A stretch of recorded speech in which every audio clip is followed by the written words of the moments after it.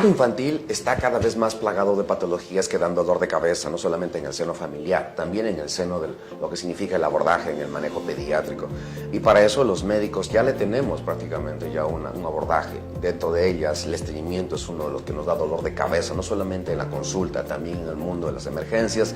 Y para eso hoy vamos a abordar este tema con la presencia de especialistas. La doctora Nora Echevarría López es pediatra gastroenteróloga y hoy, de toda su experiencia privada, sobre todo, nos va a poder definir qué significa tener estreñimiento. Doctora, dándole la bienvenida y decirle que ya las sociedades creo que ahí se han puesto de acuerdo, científicas, pueden poder decir qué significa el estreñimiento. Doctor, en primer lugar, encantada de estar con ustedes. Y en segundo, hablar del estreñimiento infantil según los criterios de Roma, ¿no? La definición son deposiciones duras 2 veces por semana, asociado a veces con dolor abdominal e incontinencia fecal. Perfecto. Y en niños mayores de 4 años pueden estar asociados posturas retentivas. Perfecto. Es decir, una postura muy especial que tiene el niño a la hora de qué bien. Clave diagnóstica, la consistencia. Exacto. Y por otro lado, creo que muchas cosas que también muchas mamás que ya empiezan a hacer ya experiencia como madres en el mundo de tener bebés, es decir, bueno, ¿qué son las deposiciones según un grupo etario, deposiciones normales, doctora? Sí, nosotros en pediatría, ¿no?, observamos diferentes grupos etarios, ¿no? En niños menores de 1 mes, de 2 a 4 meses, 6 meses, 1 año. Entonces, los niños menores de 1 mes que reciben solamente lactancia materna exclusiva, las deposiciones de 10 veces por día, eso es normal. Posteriormente, las deposiciones oscilan de 2 a 3 veces por día. Sin embargo, hay un grupo muy especial en aquellos niños pequeños que reciben solamente lactancia materna exclusiva y hay ausencia de deposiciones sin pujo y sin llanto, y eso es considerado normal. Perfecto. Es decir, no es estreñimiento. Así que la frecuencia no nos debe preocupar, pero ahora que ya tenemos una definición basada en la consistencia, doctora, ¿podríamos decir ahora de todas ellas cuáles son las causas más frecuentes que ustedes ven?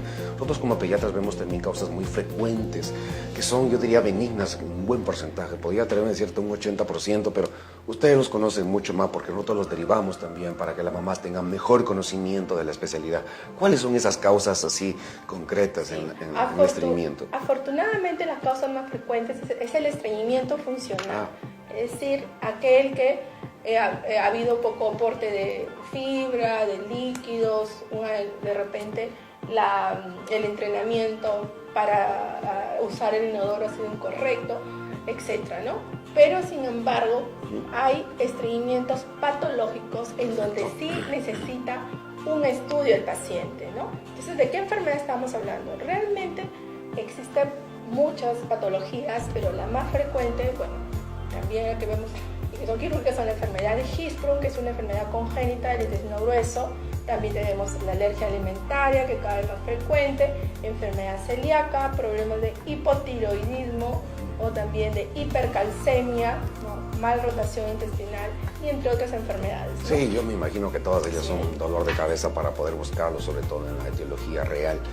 Pero muchas mamás dicen, oiga, doctor, también la medicina pone su punto de quiebre para poder decir causa de estreñimiento, son las medicinas. Doctora, de los que usted recibe en la experiencia de consulta, ¿cuáles son esos medicamentos que dan dolor de cabeza y están asociados con la presencia de estreñimiento? Exacto, sí existen medicamentos, es por eso no a la automedicación, ¿no? La medicación debe ser pautada por un médico. Entonces, sí existen fármacos, por ejemplo, los antiinflamatorios no esteroideos, también el fierro como suplemento vitamínico, el calcio, anticonvulsivantes, antidepresivos y entre otros, ¿no? Y los mismos antiespasmódicos creo que hemos visto. Antiespasmódicos y antiácidos. Perfecto, también. Sí, me parece preciso el abordaje de todo ello. Pero en lo que vemos en la influencia social y la influencia emocional y hasta familiar y en esa escala de desarrollo personal, doctora, ¿cuáles son los factores asociados más críticos que se asocian con el estreñimiento en el día a día? Sí, existen 3 periodos importantes en el desarrollo del niño. Tenemos el periodo de lactancia, del preescolar y escolar. En el periodo crítico de la lactancia es cuando el uso de fórmula ha sido por, de repente, un error en el aumento de la concentración de la fórmula y también en el volumen. Entonces ahí puede haber el tema del estreñimiento, ¿no? Y también, por ejemplo, en la etapa preescolar, es decir, cuando hay el paso del pañal al inodoro y existe una experiencia... Al uso del vacín, sobre todo. Sí, o al vacín, perdón. Entonces existe una mala experiencia del niño en ese paso. De repente una dermatitis del pañal o de repente un trauma, ¿no? A la hora de realizar reposiciones se cayó en el vacín, o de repente también hay una agresión, ¿no? Por parte de alguien, ¿no? Entonces todos estos factores influyen para que el niño tenga temor, ¿no? A realizar una adecuada deposición en el vacín, ¿no? Sí. Y el otro es en el área escolar. Cierto. Entonces en el área escolar, por ejemplo, también existe la fobia al hacer deposiciones ante un inodoro en mal estado higiénico. Cierto, ¿no? Y también cuando justo tiene ganas de hacer deposiciones y está en horarios de clase y algunos profesores muy estrictos que no logran darle permiso, ¿no? Un punto reflexivo para que nuestra línea educativa, los profesores, por favor, tengan en cuenta que eso es un reflejo súper normal y hay que tomar en cuenta. Y creo que podía sumar otro detalle que está asociado, que es el de tener familias disfuncionales. Generalmente eso es muy importante porque existe un grupo importante detrás de un estreñimiento crónico de más de 6 meses, más de un año. Hay un problema disfuncional que hay que identificar, porque si no se soluciona esto, también va a ser muy difícil solucionar el problema. Ciertísimo. Bueno, se supone que todos los pacientes en pediatría se abordan básicamente con la presencia de un pediatra especializado y todo ello, pero es mucho más importante también conocer cuándo las mamitas deben de decir signos de alarma para poder decir ya lo debe de ver el gastroenterólogo. Doctora, ¿cuáles son que ustedes consideran esos signos de alarma por los cuales ya tienen que visitarlos a ustedes, a los gastroenterólogos especialistas? Cuando en las deposiciones hay sangrado abundante, cuando hay vómitos biliosos, cuando hay problemas de peso y talla, cuando el meconio, es decir, la primera deposición del recién nacido ha sido después del tercer, cuarto día, cuando hay una distensión abdominal severa, cuando hay una historia familiar, enfermedad de Hirschsprung o poliposis colónica, o Peutz-Jeghers, que nosotros llamamos. Entonces también esos son signos de alarma que hay que ya abordar el tema. Así que ya la tienen todo esto bien claro, mamitas. Tal vez ahora la cosa más importante que uno tiene que decir, bueno, ya conocemos la enfermedad prácticamente en tiempo real.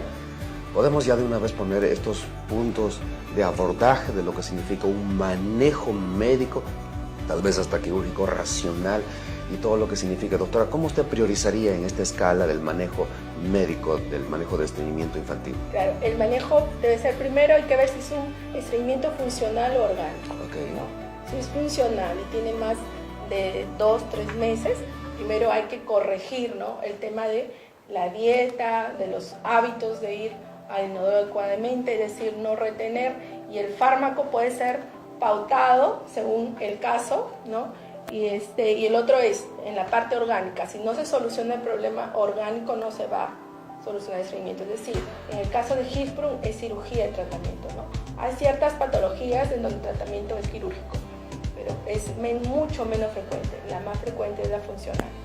Tal vez algunas recomendaciones dietéticas, algunas recomendaciones sobre el uso de medicamentos o algunas recomendaciones en general, como evaluar esos factores de riesgo que sí nos ponen como causa, y si uno los elimina, como habíamos hablado, los problemas de quitarle los temores, la reeducación intestinal, como también hacer que las familias sean muy funcionales, dándole la contribución al niño para que su educación sea bien agradable. ¿Qué cosas más podemos considerar, doctora? Claro, ¿no? En primer lugar, o sea, el niño debe de introducirle a los alimentos ricos en fibra, que más o menos son de 3-4 veces por día.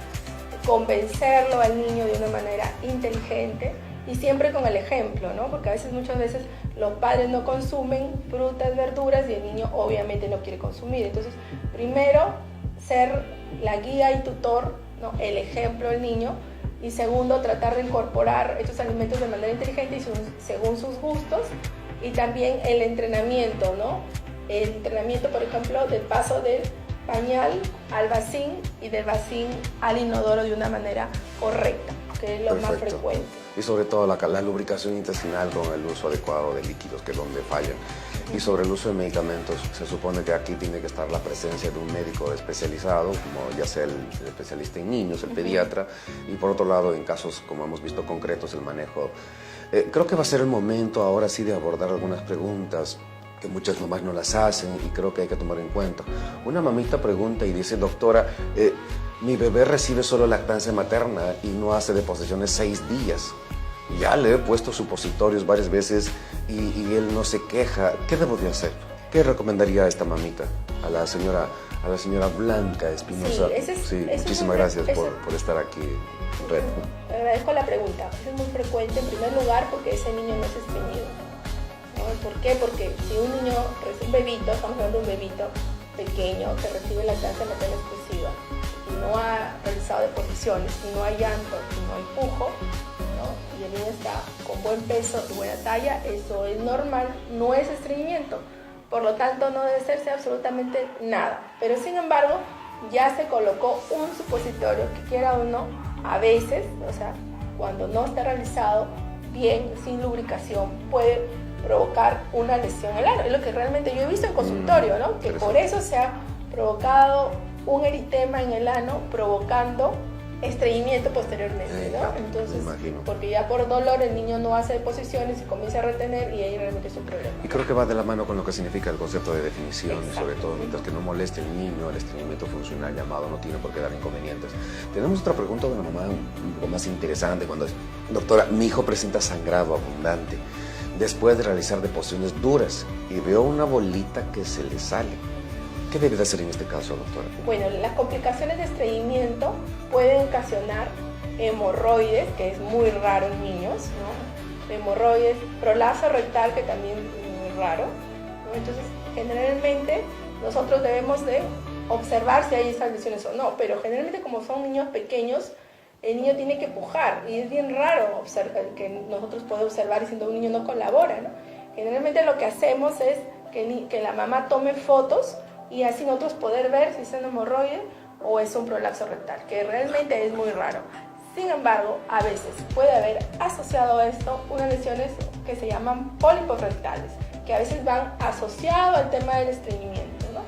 Entonces, eso es lo que hemos tenido, ¿no? Más frecuente los pólipos rectales asociados al estreñimiento y el tratamiento de la polipectomía. Excelente. Vamos a abordar una última pregunta cuando dice la señora Lady Bardales, nos dice, doctora, mi hijo es estreñido y va tomando ya medicinas varias veces y varios meses sobre todo y no mejora y no le gusta comer frutas ni verduras. ¿Qué debo de hacer en este caso?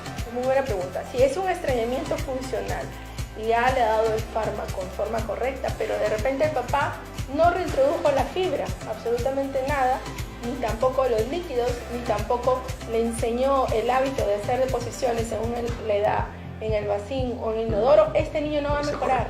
Ese niño no va a mejorar. Entonces, eso hay que también mejorar. O sea, hay que ver cuál es el factor asociado que ha hecho que el niño persista con el estreñimiento, ¿no? Entonces, si uno corrige esos factores, ya el fármaco se va disminuyendo y el niño va a mejorar progresivamente, ¿no? Creo que hoy día hemos abordado un tema muy importante y creo que la forma rápida, recta, directa, y yo creo que nada obsesiva, sino básicamente orientada a entender sobre todo los mecanismos, primero sabiendo la consistencia y todo lo que realmente marca la referencia para poder decir qué hacemos con conocimientos globales.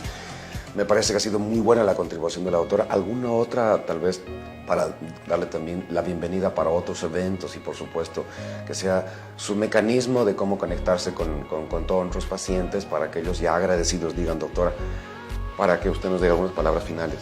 Sí, bueno, contenta realmente por la invitación y yo realmente puedo venir cualquier otro día para tocar otro tema, ¿no? Siempre encantada de colaborar con los pacientes. Muchísimas gracias. Estamos conectados con todos ustedes a través de las redes digitales y por supuesto a través también de todo el mundo del contenido y por otro lado darles información totalmente relevante.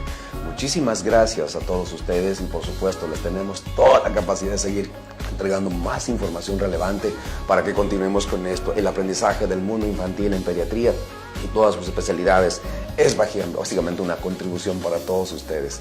Muchas gracias y todas las bendiciones para toda la familia. Gracias.